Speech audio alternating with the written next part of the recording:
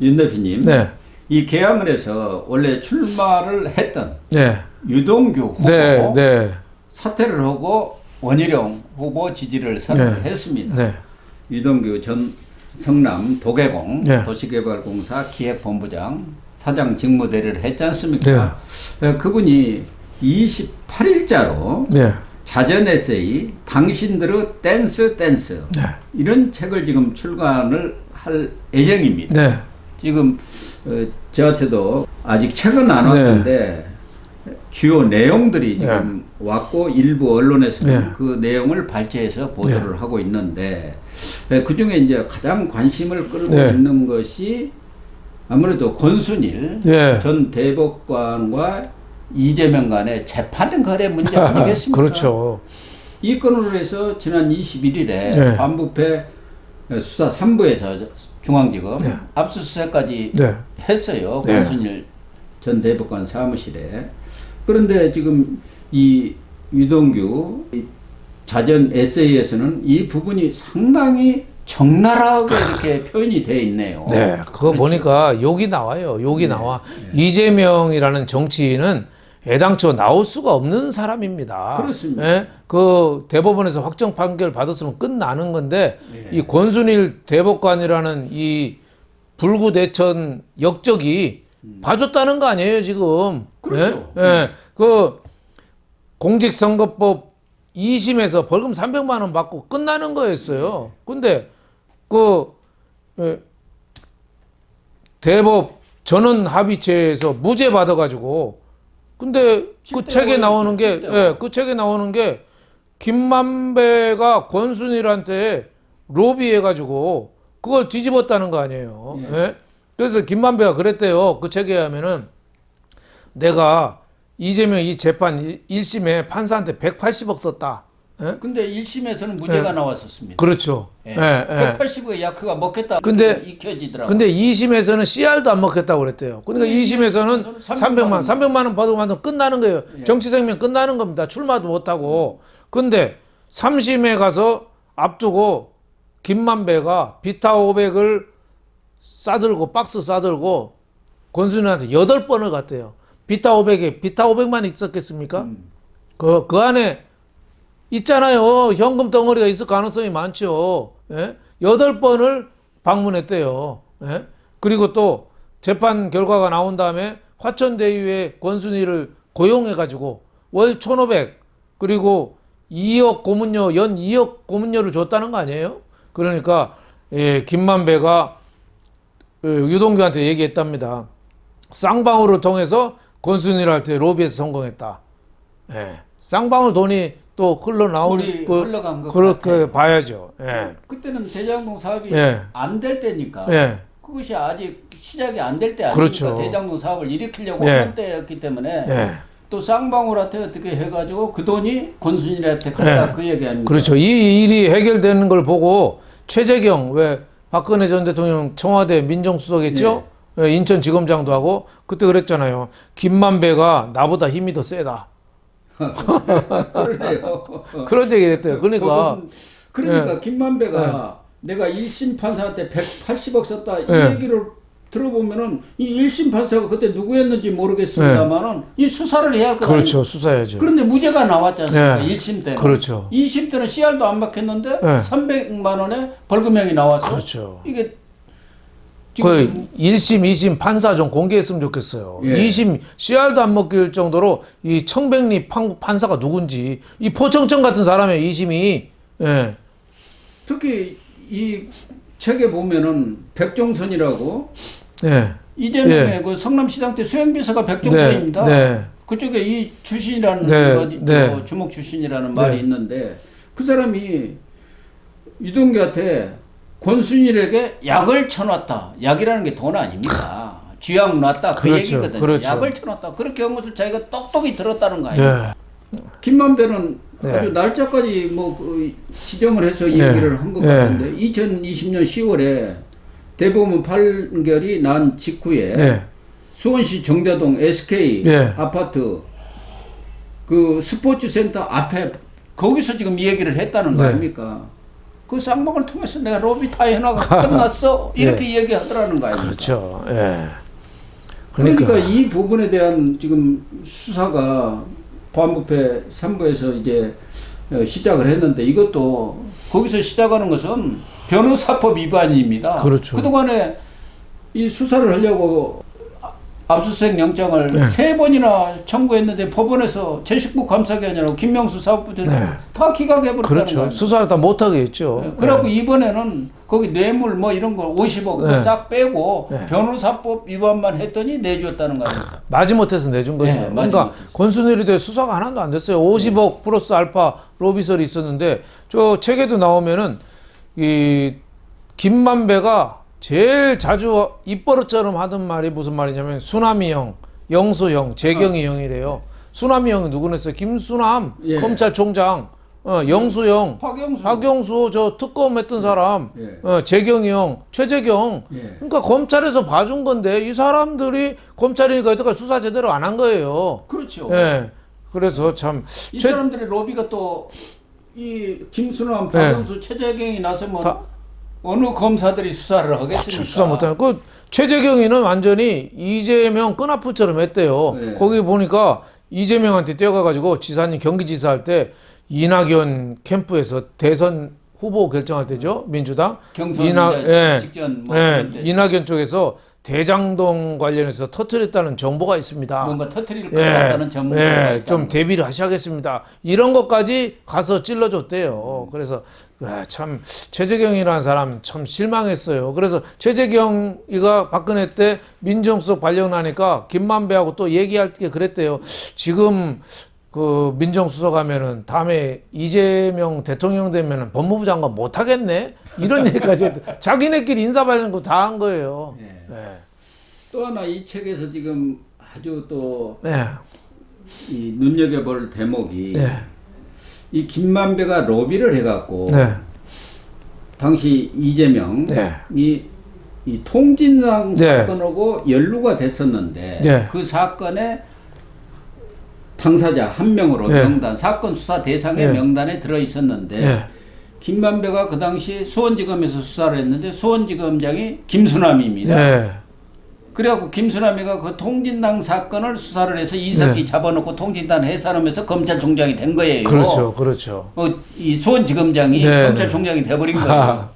그때 이재명을 그 수사 명단에서 뺀 사람이 김만배라는 거예요. 그러면서 김만배가 완전히 대장동 이 사업도 주도권을 쥐었고 이재명을 딱 발목을 잡았다는 거 아닙니까? 그러니까 책에 보면은 처음에 김만배가 이재명 통진당 리스트에서 그 있는 거를 모르는 척 하려고 그랬대요. 이재명 날라가면 딴 사람하고 하려고. 본 거죠, 통진당으로. 근데 마음 바꿔서 이재명을 도와주는 또 구명 로비를 했대요. 유동규가 가서 형님 우리 좀 살려주시오 그랬다는 거 아닙니까? 그래서 이재명 좀 살립시다. 통진당 리스트에 이재명을 빼줬대요. 그래서 이재명이가 검찰총장한테 고맙다고 인사를 했답니다.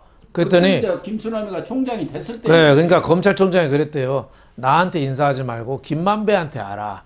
또 이런 얘기를 했대요. 그러니까 이 완전히 썩은 동네죠. 썩은 동네. 이게 공공연하게 행해지고 아직도 이런 범죄인을 단죄를 못하고 있다는 게 참 슬픈 우리나라의 자화상이 아닐 수 없습니다. 제가 기억하기로는 이재명 대표가 성남시장에 대선이 됐을 때 그때 통진당의 김미 후보인가 이 사람하고 있었죠. 이 단일화를 했습니다. 그 대가로 김미 후보가 바로 경기 동부연합 출신 아닙니까?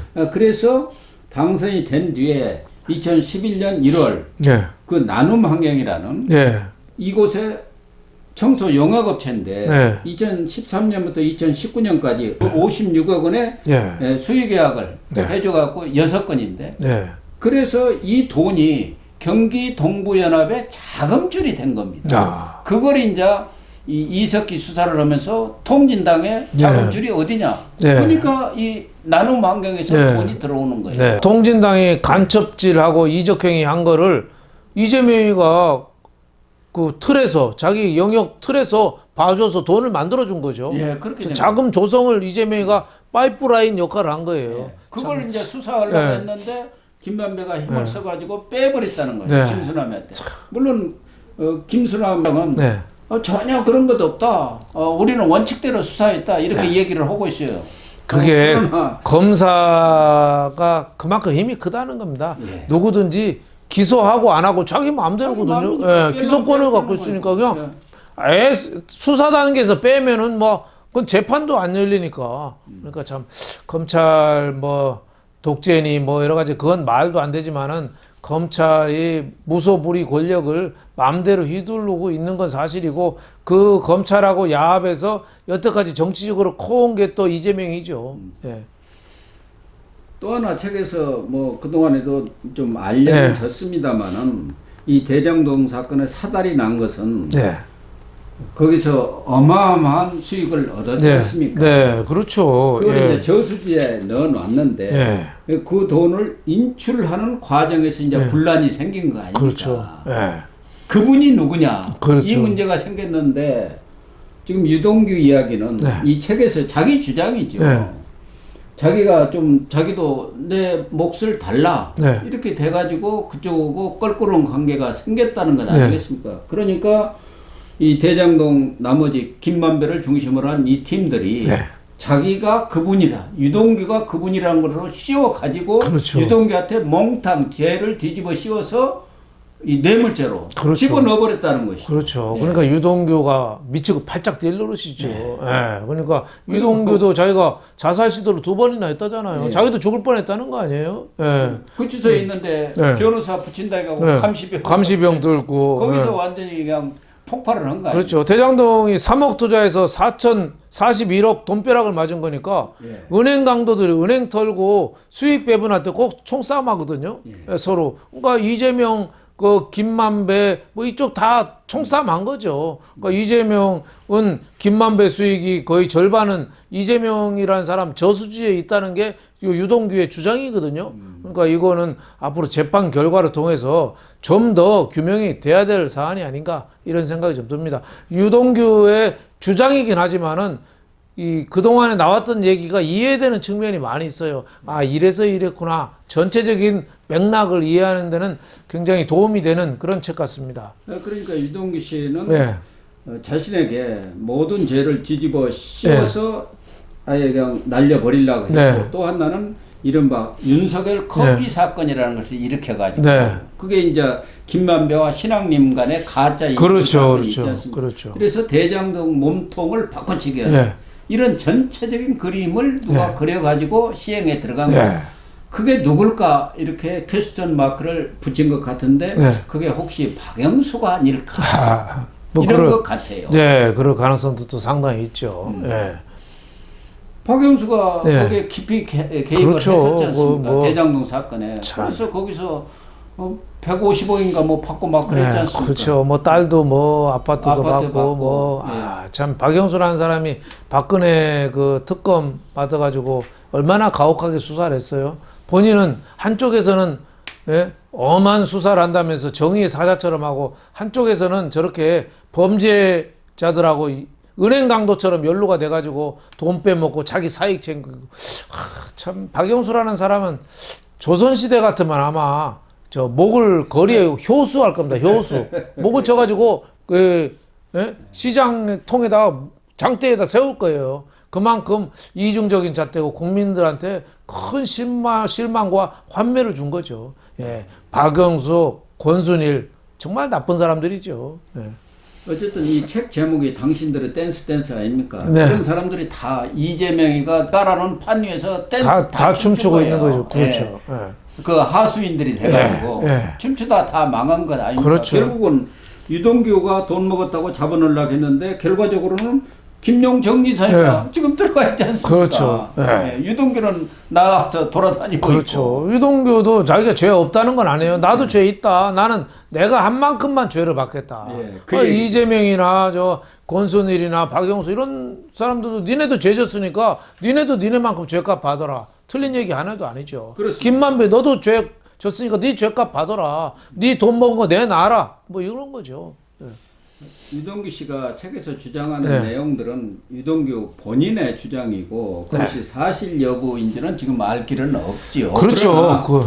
지금 이 내용들로 볼 때는 네. 검찰에서도 뭐 이 책을 충분히 뭐 입수해가지고 검토를 하고 또 네.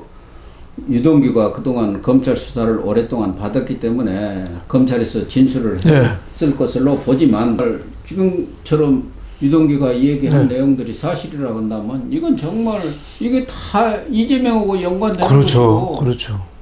이 권순일이가 그 시발점을 지금 만들어 준 거 아닙니까? 그렇죠. 대법관이 정의의 맨 우두머리에 서야 될 대법관이 업자들 이재명하고 손잡고 이런 짓거리를 했어요. 그래서 그 네. 대법관이 네. 그 당시에 사실은 저 석자 교수로 가 네. 있었거든요. 네. 성균관 네. 대법관인가. 결국은 그런 이재명과의 관계 속에서 김만배가 뭐라고 했겠습니까? 네. 이번 일만 재판 잘 되면 이재명 집권하면 대법원장이 있습니다. 참. 이런 거래가 또 있었다는 관측들도 얼마든지 지금 그동안 회자돼 왔지 않습니까? 네, 참. 네. 그런 거래들, 네. 아주 추악한 뒷거래들이 권력의 뒤편에서 있었다. 권순일이 또 끝까지 또 변호사 그 면허 해가지고 변호사 사무실도 열고 변호사 다시 면허 안 나오기 전에도 또 뭐 수임했다는 얘기까지 지금 일부 보도되고 있습니다. 모든 거를 좀 지금 이재명이라는 어떻게 보면은 참 국가적인 범죄인한테 초점이 맞춰져 있는데 권순일이라든지 박영수라든지 뭐 이런 사람들에 대한 수사도 좀 박차를 가해야 되고 그때 50억 클럽에 나온 사람이 저 머니투데이라고 거기 그 홍성근도 있었거든요. 이런 사람은 왜 수사가 더 안 되죠? 지금 곽상도하고 박영수는 예. 일단 수사가 됐고 예. 예. 안 된 사람은 김수남, 예. 최재경, 예. 지금 권순일은 세 예. 번째로 시작되고 예. 홍성근 예. 이런 사람들도 다 수사를 그렇죠. 해야죠. 50억 수사해서 클럽. 그러면 다 밝혀야 될 거 아니에요. 예. 예. 50억 애 이름입니까? 그것이 다 부정하고 연관돼 있기 때문에 지금 그렇죠. 그런 것 아니에요? 우리 사회를 혼탁하게 만드는 거죠. 예. 그렇습니다. 그런 거 해결 안 되면 우리나라 선진국 안 됩니다. 그래서 총선에서 이겨야 예. 이런 일들도 수사든 뭐든 예. 박차를 가할 수가 네. 있는 것이지 총선에서 지면 아무것도 할 수가 없을 겁니다. 그럼요. 지금 이재명이나 여차하게 수사한다고 나서면 검찰 탄핵해 버릴 텐데요, 당장. 그렇죠. 그렇기 때문에 총선 결과가 좋아야만이 네. 이런 것에 대한 이런 권력형 비리 예. 이것도 뿌리를 뽑을 수 있는 수사가 진행이 안 되겠습니까? 그렇죠. 정말 중요하네요. 네. 아무리 강조해도 지나침이 없을 것 그렇죠. 같습니다. 예. 네, 시청자 여러분, 오늘 방송은 여기서 마치도록 하겠습니다. 시청해 주셔서 감사합니다.